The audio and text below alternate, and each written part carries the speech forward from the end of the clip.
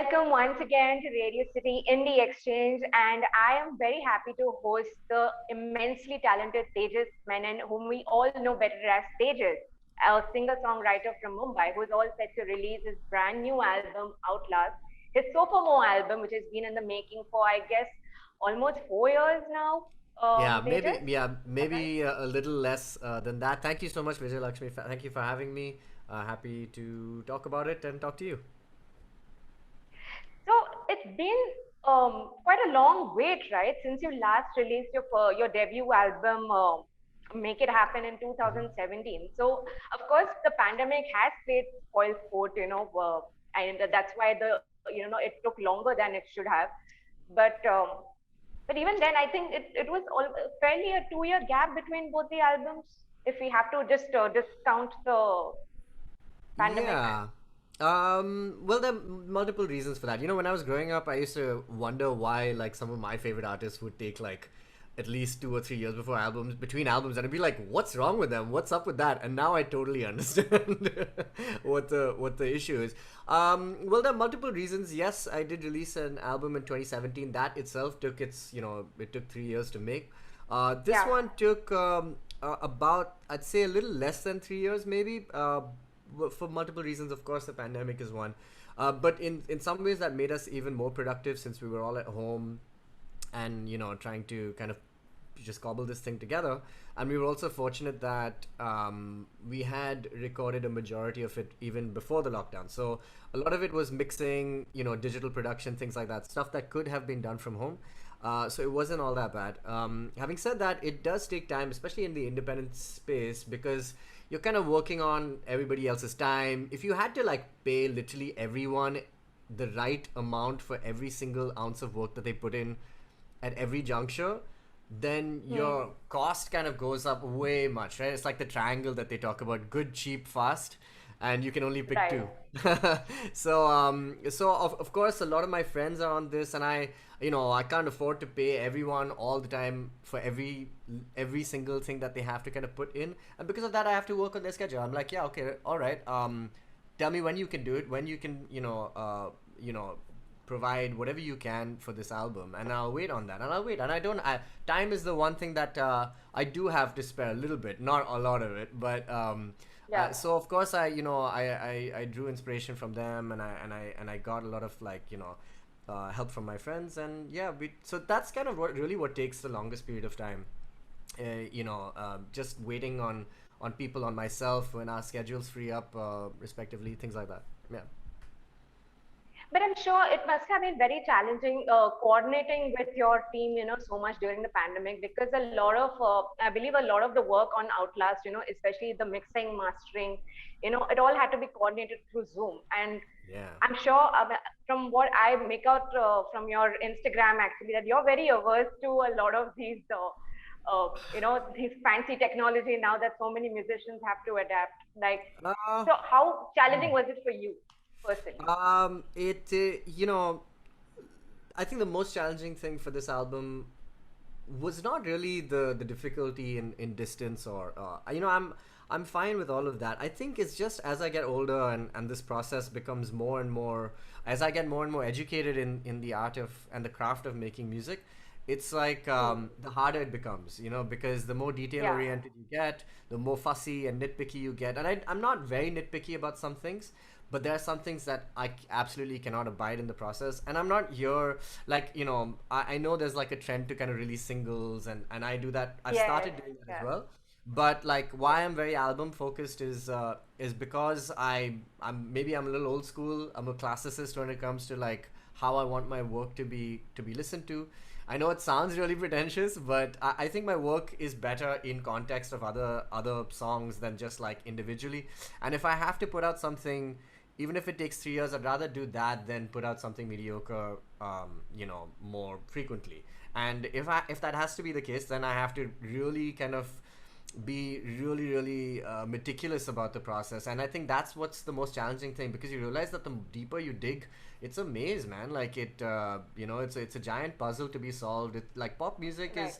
is hard to construct. I mean, like, everybody who does it is doing it instinctively because of all the music that they've heard over time, and they're like, oh yeah, what if we just put bass over here, or remove this, or do that. But then once you kind of start to understand why things work, what's tension, what's release, what are the sonic frequencies you need to avoid, or where the kick and the bass need to align, things like that. Like, the more you kind of educate yourself in that process, the harder it becomes, because it becomes so apparent to you that you're making a mistake, or you have to do something to correct that quality control, I think, takes the longest time. And I think that's probably been the most challenging thing about making an album, because I really aspire to make something of really high quality. And to do that, like, I've been very, very hard on myself and on others to kind of make sure we kind of reach like a very, like, industry standard, like a global standard of like pop music, which sounds funny to say, but it's harder than it seems, I think. Well, you haven't really, I mean, you haven't won the singer-songwriter title by the Indian Music Diaries in 2020 for nothing, Ah. because, of course, this speaks very highly about how dedicated you are towards your craft. Thank you. Actually, in a way, you led me to ask my next question, because I was coming to that, Sure.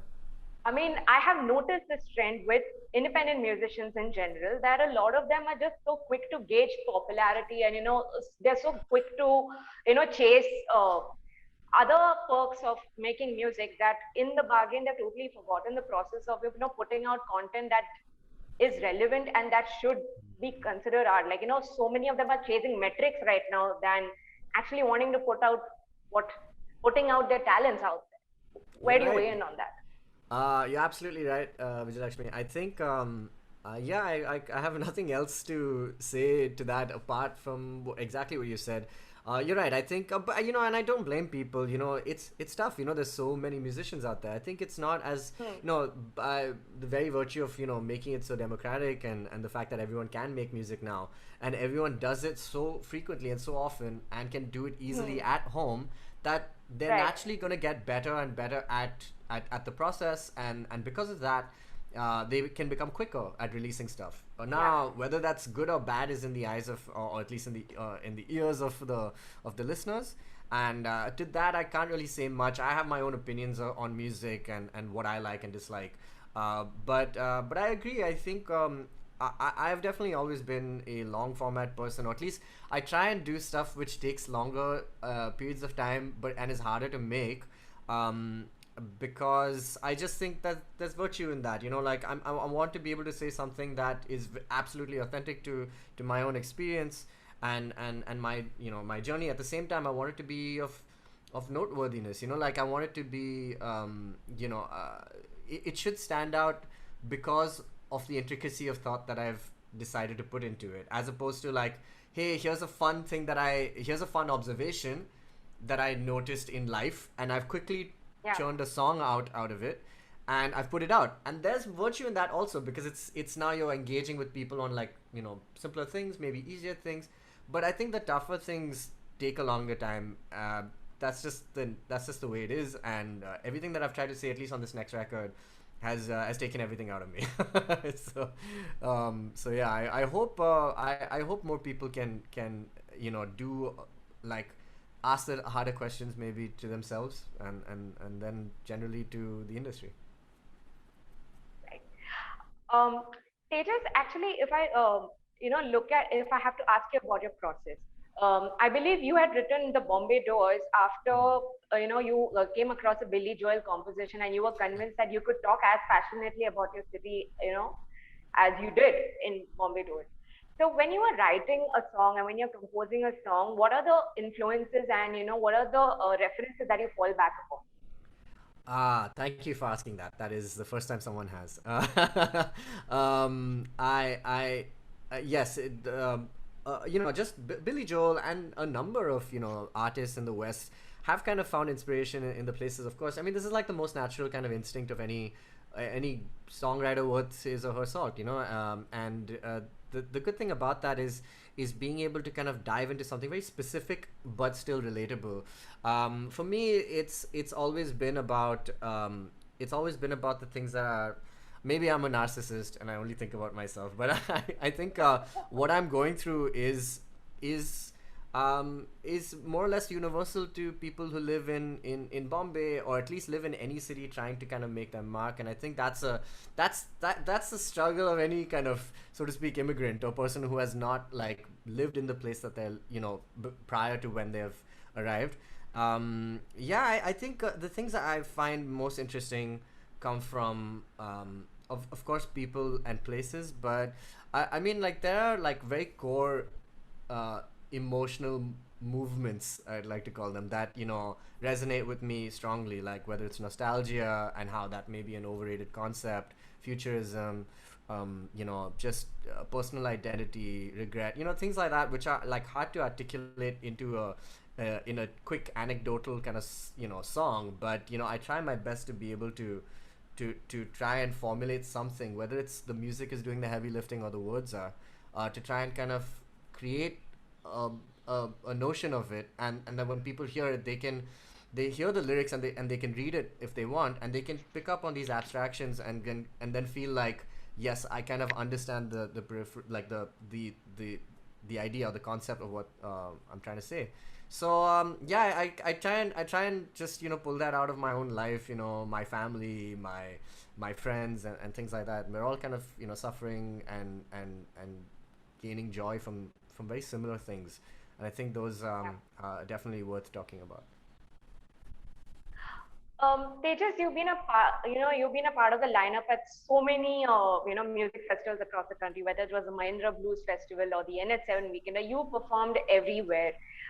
So, what did you primarily miss in 2020? Because that's one question I asked indie musicians, especially because somewhere the period proved to be, a blessing in disguise for so many musicians. They could put out their work. But that the year in, especially led to a lot of visibility.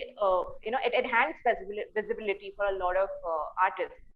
But if I could ask you, what did you primarily miss during, doing in 2020? Because of course it was, an unfortunate period that made, brought us, full stop to a lot of things that musicians usually venture out into. Yeah. um I agree. Yeah, definitely a tough year for me personally, and of course for so many people. I love that so many musicians, young musicians, got to put their music out. I'm not even saying that I'm not young. I'm one of them, but um, I definitely think that yeah, of course, of course, people love gigs. Not just because you are playing them. It's also because Yeah, it's a place to meet your friends. When even when I'm just going to watch a gig, and I used to do that so often. yeah, I would just go and hang out, and meet my friends, and or I know the band that's playing, or I'm listening to a new band for the first time. So of course those are those things. But I think I don't know. For me, I just miss my friends, and I just miss hanging out. I think that's, yeah, that's the biggest thing that I miss for sure. who are the singer and song, who are the singer songwriters from our Indian independent music scene that you love following? Oh, there's so many. I love Dhruv Vishwanath, of course. He's contemporary, not just a contemporary. We kind of started off at the same time. He's become a good friend of mine. In the Yeah, last year, we've been playing Dungeons and Dragons a lot together. So that's what's happened. But there are so many, like Ramya Putri is excellent. yeah, Again, close friend of mine. I just end up becoming friends with a lot of songwriters, I think, just because we have a very relatable kind of yes, journey, I suppose, and we're all cribbing and complaining about the same things. But I think there's so many off the top of my head. I also love Don Butt. I love yeah, who else? There's so many. There's so many new songwriters who I absolutely love. Nida Siddiqui, I think she's great. yeah. Great song. She's released so many. There's so many. Siddharth Bendy. So many good kids, and so many. I know I'm saying this like I'm again, like I'm sounding really old, but I'm not. I just think that there are lots of like people who I used to see follow my music back in the day, even before 2014. I've been playing Yeah. music for the last 10 or 11 years now, and you used to see a lot of followers, and not some of those followers are now musicians themselves, and to see that is probably the most heartwarming, and very very just wonderful thing that's happened. As an artist, where do you draw the line between being receptive towards feedback from the audiences and then going about doing what you do? Um, I'm a proponent of it. I think that the moment you decide to make art public, you Yeah. enter a transactional nature, right? Like you are putting this out Yes. there. You can't go and say like, "Oh, I'm just doing this for myself." If you're doing it for yourself, don't put it out. Just just Yeah. keep it at home and enjoy it yourself. But you are putting it out there because everybody wants that acknowledgement, and you want that kind of you want something. And when people say stuff to Yeah. you, there are two ways of taking it. Of course, if you're very very hell bent on being forthright about your work and you think you know yourself well enough, I think you can stick to what your gut says. I always say people see people go like, "Oh man, I'm not doing this for audiences." I'm just like, well, then what are you doing it for? Like Right. your goal as a songwriter or as a musician is to connect with people. You're trying to make stuff that people respond to, and that is the primary mission of my life. I want to make people feel something. I want to move them. And if I'm not doing a good enough job, or somebody tells me that, hey, if you did something like this better, then I have to kind of check the source and make sure, it's coming Yeah. from somebody who knows what they're talking about, or it just even, Yeah. has a good point of view. And of course, I'm inclined to listen to them.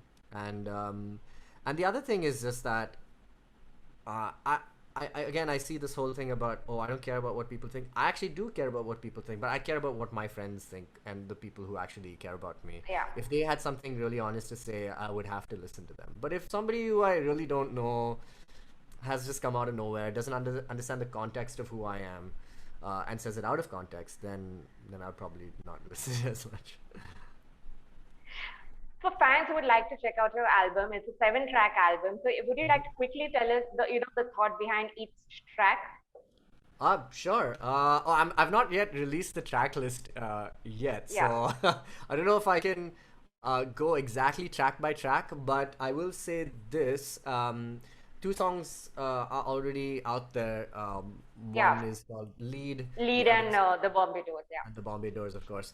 And I think Yeah. those are actually quite good as starters of the thought process of what this album is about. Lead is about my legacy and what my parents have left in me, genetically, that I've kind of inherited from them, and what I choose to do with that information or those traits.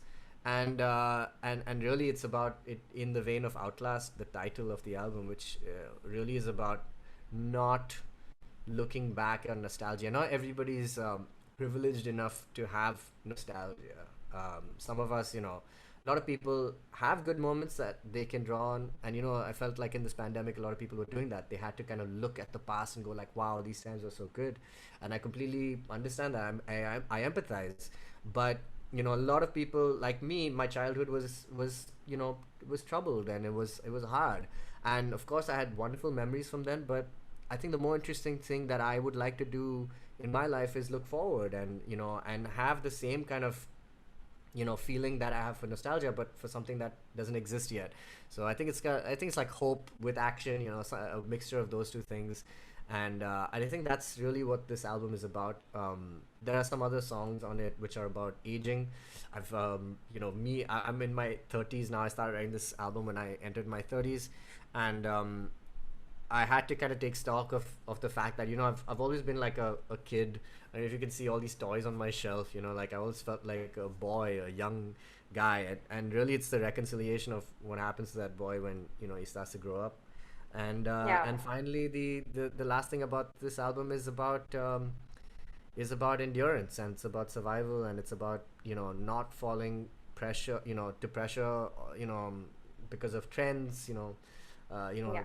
because the only thing I can say about music today that I can say about music 20 years from now is that a good song will always be a good song, and that's all I can say. Everything else is up for grabs. Like will songs become shorter? Will albums come back? Will they go away? Will they just become will we have 8-minute songs with guitar solos come back?